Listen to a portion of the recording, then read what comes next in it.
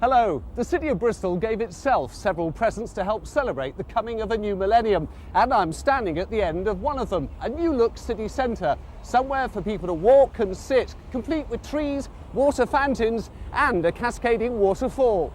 Water, of course, has played a major role in the fortunes of this city for well over 1,000 years. It really has been a community that's grown up on the banks of a river. And it was the River Avon that gave Bristol its link with the open seas on which to found its fortune, both through exploration and through trade.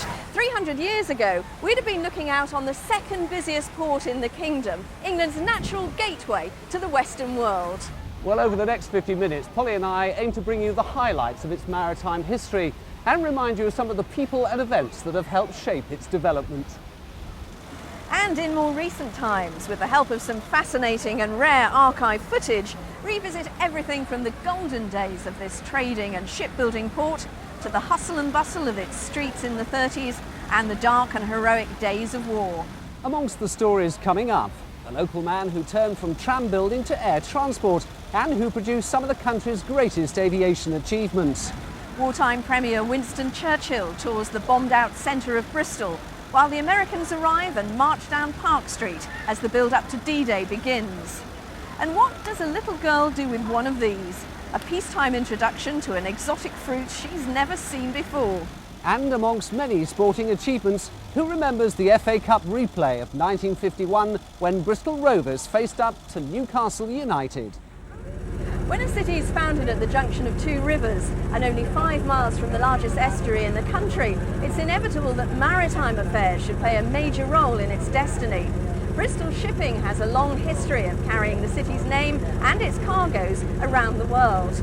But today, as the old city docks continue their amazing transformation into an increasingly residential and leisure facility, there are few reminders of its incredible industrial past. And what a busy trading centre this was, right up to the 1970s, with wood and wine, tobacco and sugar unloaded here. The ancient city docks were joined in the 19th century by bigger berths at Avonmouth. And even during the dangerous days of war, as this old newsreel shows, it was business as usual. Of course, German reports of their operations differ from British. They claimed in one raid to have wiped out Bristol Docks. American journalists go to see for themselves, and not being blind, they observe that the docks are not only still there, but quite a lot of shipping is using them. It's often asked, why do the Germans issue such fantastic claims?